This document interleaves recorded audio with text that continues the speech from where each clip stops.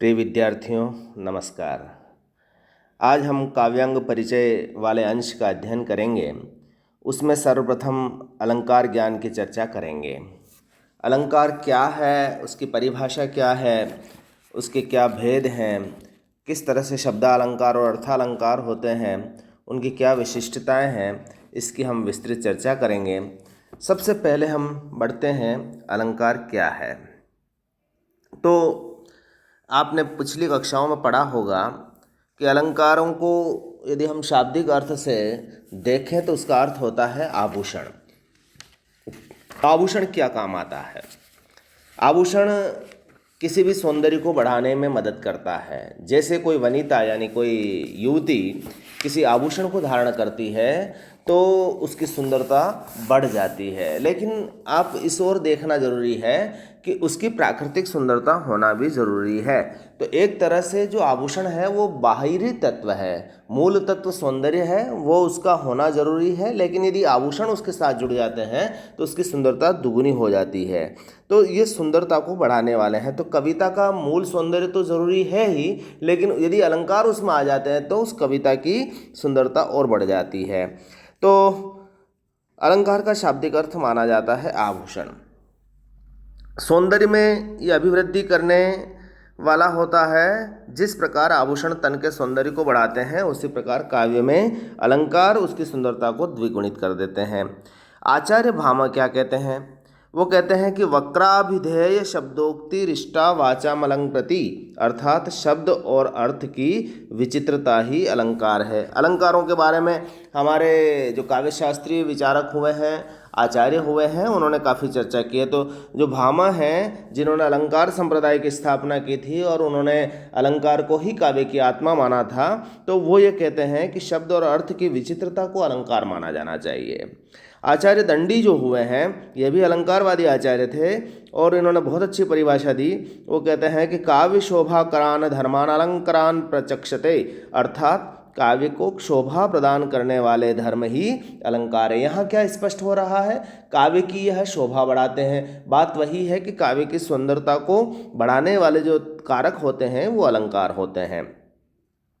रुद्रट ने कहा कि अभिधान प्रकार विशेषा एवं चालंकारा, अर्थात कथन के जो विशिष्ट प्रकार होते हैं उन्हें अलंकार कहा जाता है।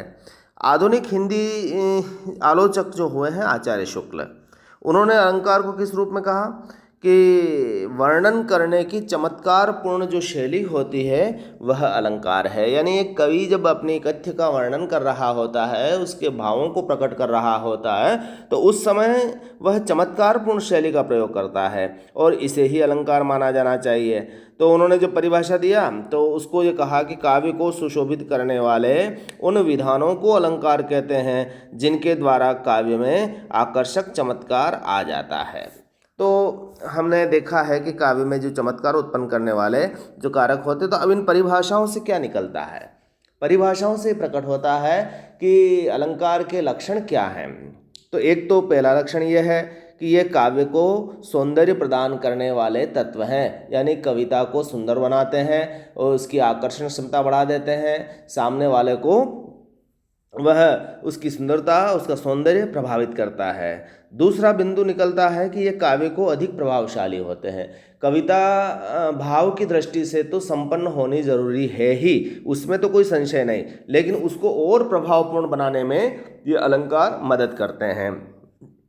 अगली इसकी परिभाषा से जो निकल कर आता है कि ये कथन को विशिष्ट बनाने में सहायक होते हैं, यानी सामान्य कथन को भी विशिष्ट बना देते हैं। ये उक्ति वैचित्र्य का विधान करते हैं, यानी जो कथन की भंगिमा उसमें आती है, कथन को अलग तरीके से प्रस्तुत किया जाता है। सामान्य बोलचाल की भाषा में तो वह कथन उस तरह से नहीं होता, लेकिन अलंकारिक भाषा में कुछ उसका विधान ही अलग होता है। फिर आगे कहते हैं कि इसके प्रयोग में चारुता आ जाती है, काव्य में सुंदरता आ जाती है। तो एक तरह से अलंकार जहाँ एक और शब्द की शक्ति को सामर्थ्य प्रदान करते हैं, वहीं दूसरी ओर उसकी अर्थवत्ता को भी द्विगुणित करके काव्य में उसके प्रभाव को बढ़ा देते हैं। तो आशय क्या है अलंकार क्या करता है, शब्द की जो ताकत होती है उसको और बढ़ा देता है, शब्द की शक्ति को बढ़ा देता है, और उसकी जो अर्थ निकल कर आता है उसका प्रभाव भी बहुत अच्छा हो जाता है। तो अलंकार एक तरह से काव्य के शोभा कारक धर्म हो गए, जो बाह्य रूप में कविता को एक तरह से ऊंचाई पर पहुंचाते हैं। अब हम अलंकारों के भेदों की चर्चा करते हैं कि अलंकार कितने प्रकार के होते हैं। तो आचार्यों ने अलंकारों के अनेक विभाजन किए हैं, लेकिन हम सामान्य रूप से दो भागों में अलंकारों को बांट सकते हैं। कुछ अलंकार तो होते हैं शब्दालंकार, कुछ होते हैं अर्थालंकार। तो शब्दालंकार का क्या मतलब हुआ, तो इसकी परिभाषा देते हुए कहते हैं कि जहाँ कथन का चमत्कार उसमें प्रयुक्त शब्दों पर निर्भर करता है वहाँ शब्दालंकार होता है। आशय क्या निकल रहा है कि जहाँ पर उस पंक्ति में शब्द में ही अलंकार है, यदि उसके वहाँ पर शब्द का पर्यायवाची रख देते हैं तो वहाँ पर फिर वो अलंकार समाप्त हो जाएगा। आशय यह है कि यदि उक्ति में संबंधित शब्द के स्थान पर उसका पर्यायवाची रख दिया जाए तो उक्ति का चमत्कार समाप्त हो जाता है। और इस श्रेणी में जो अलंकार आते हैं, अनुप्रास आते हैं, यमक आते हैं, श्लेष आते हैं, वक्रोक्ति आता है, पुनरुक्ति प्रकाश अलंकार है। ये ऐसे शब्द अलंकार हैं, जैसे एक पंक्ति आपने सुनी है कि कनक कनक ते सो गुनी मादकता अधिकाय। अब यहाँ पर कनक शब्द में अलंकार है, यदि कनक का पर्यायवाची स्वर्ण रख दिया जाएगा तो उस यमक की समाप्ति हो जाएगी, अलंकार ही समाप्त हो जाएगा। तो शब्द में जहाँ अलंकार निहित होता है वह शब्दालंकार कहलाता है। दूसरा है अर्थालंकार। अर्थालंकार में क्या होता है कि जो अलंकार अर्थ सौंदर्य को बढ़ाते हैं वे अर्थालंकार कहलाते हैं। ये जो अलंकार होते हैं शब्द विशेष पर निर्भर न होकर अर्थ पर निर्भर होते हैं। कहने का आशय यह है कि उसको शब्दों का यदि पर्यायवाची भी हम वहाँ पर रख देंगे तब भी उसका सौंदर्य समाप्त नहीं होगा। तो उस उक्ति में निहित शब्द के स्थान पर उसका पर्यायवाची रख देने पर भी चमत्कार और चारुता बनी रहती है।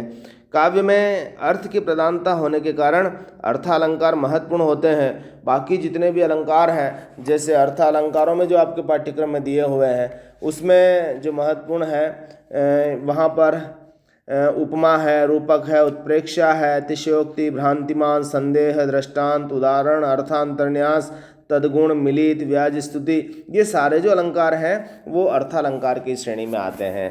कहने का आशय यह है कि अर्थालंकार में अर्थ महत्वपूर्ण होता है, शब्द महत्वपूर्ण नहीं होता। जैसे हमने कहा कि उसका मुख चंद्रमा के समान है, अब यहाँ पर चंद्रमा शब्द का पर्यायवाची रख दिया जाए कि उसका मुख शशि समान है, तब भी उसके अर्थ में कोई फर्क नहीं पड़ेगा, दोनों का ही अर्थ चंद्रमा होता है। तो यहाँ पर्यायवाची भी रख देंगे तब भी उस कथन में अलंकार बना रहेगा। तो ये अर्थालंकारों की विशेषता यही है कि अर्थ में अलंकार होता है, तो यदि उसका पर्याय भी रख देते हैं तो कुछ फर्क नहीं पड़ता। लेकिन शब्दालंकारों में ऐसी स्थिति नहीं होती है।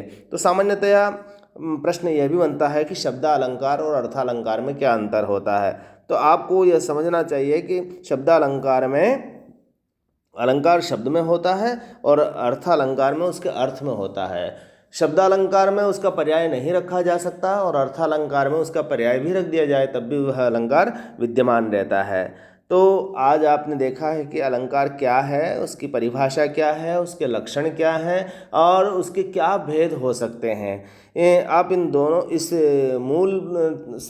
इसको विषय को समझना और अलंकार की परिभाषा उसके लक्षणों को समझने के बाद हम अब धीरे आगे बढ़ेंगे अगले कालांश में कि प्रमुख शब्दालंकार कौन से हैं, प्रमुख अर्थालंकार कौन से हैं, फिर उनके अलग अलग भेद क्या हैं, उसका एक विस्तृत विवेचन करेंगे और उसके बाद आप इस निष्कर्ष पर पहुंच पाएंगे कि किस अलंकार में क्या भेद होता है, कौन से अलंकार दूसरे अलंकार से किस प्रकार से भिन्न होता है और ये अलंकार किस तरह से कविता के सौंदर्य को बढ़ाते हैं, इसका भी हमारे को वहाँ पर पता लगेगा। तो जहाँ तक शब्दालंकारों की बात करेंगे तो हम जो अगले कालांश में पढ़ने वाले हैं उसमें अनुप्रास अलंकार क्या है, अनुप्रास के जो भेद होते हैं उसको भी हमें देखना होगा कि छेका अनुप्रास क्या है, वृत्त्यानुप्रास क्या है, इसके अलावा श्रुत्यानुप्रास क्या है, एक प्रकार उसका लाटानुप्रास भी होता है, तो वो भी हम देखेंगे। तो आज जो आपने देखा है काव्यांग परिचय में अलंकार को हम आरंभ कर रहे हैं। आरंभ करने से पूर्व आप इस पुस्तक को अवश्य क्रय कर लें, ताकि आपको सुविधा रहेगी कि हमारे पाठ्यक्रम में क्या क्या सामग्री है। काव्यांग परिचय। काव्यांग परिचय ये काव्य का अंग मानते हुए हम अलंकार को पढ़ रहे हैं, जो आपके पाठ्यक्रम की दृष्टि से बहुत महत्वपूर्ण है और इसका इकाई 5 से संबंध है। आप उसको पढ़ने की कोशिश करें और आज इसकी परिभाषा, लक्षणों और उसके भेदों का अध्ययन आपने किया है। उसके आधार पर हम अगले कालांश में शब्दालंकारों की चर्चा करेंगे। आज बस इतना ही।